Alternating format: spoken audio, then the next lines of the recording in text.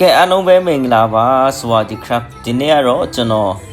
ဘန်ကောက်မှာအခုတော်အနေအရန်ပူရဆိုတော့ဗောနော်အပူရှောင်း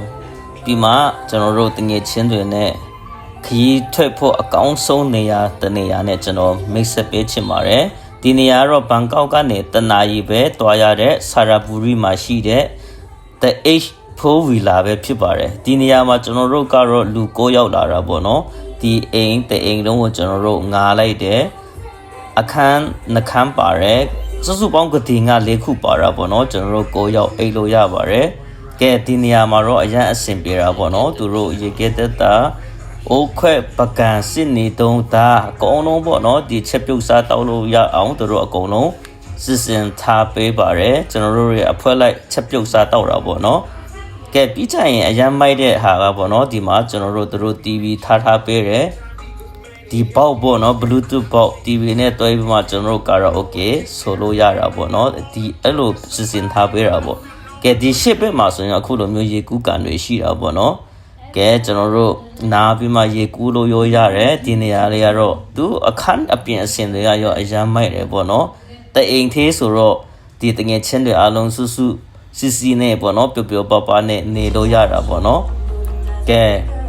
အပြင်မှာဆိုရင်ကျွန်တော်ရေကူးကန်ပြီးတော့ဒီနေရာကအရန်ကျေတာပေါ့နော်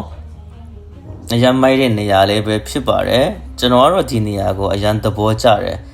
တကယ်လို့အဖွဲလိုက်ပေါ့နော်တွားမယ်ဆိုရင်အရန်အဆင်ပြေတဲ့နေရာပေါ့နော်ကဲဒီအပြင်ဘက်မှာဆိုရင်ကျွန်တော်တို့နားလို့ရတယ်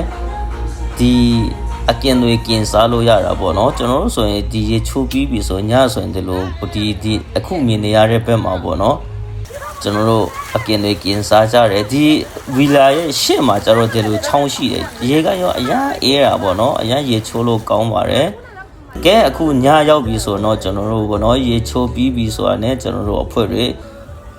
ဒီအကင်ကင်စားကြတာပေါ့နော်ကဲဒီအကင်ကင်ဖို့အိုးရေသူတို့မီးတွေးမီးဖို့အကုန်လုံးသူတို့ပြင်ဆင်ထားပေးတာပဲကဲကျွန်တော်တို့သူတို့ပေးတဲ့ပေါင်းနေပေါ့နော်ကျွန်တော်တချင်းနဲ့အပျော်ဆိုကြတာပေါ့နော်ကဲတချင်းကိုပေါ့နော်နားထောင်ကြည့်ပေါ့နော်ကျွန်တော်တို့အတန်တွေဘယ်လောက်ထိကောင်းနေဆိုတော့ကျွန်တော်တို့အရန်ပျော်ခဲ့တယ်တကယ်လို့ကျွန်တော်တို့အဖွဲလိုက်ခရီးထွက်မယ်ဆိုရင်မိသားစုလိုက်ထွက်မယ်ဆိုရင်အပူချောင်းလို့အရန်ကောင်းတဲ့ဒီဆာရာဘူရီမှာရှိတဲ့ The H4 Villa မှာပေါ့နော်လာရောက်ပြီးမှအပန်းဖြစ်ပါလို့ကျွန်တော်ကတော့ပြောချင်ပါတယ်အားလုံးကိုကျေးဇူးတင်ပါတယ်တစ်ချက်လေးကိုတော့အဆုံးထိနားထောင်ပေးပါနော်အားလုံးကိုကျေးဇူးတင်ပါတယ်နောက်ဗီဒီယိုမှာပြန်တွေ့ကြရအောင်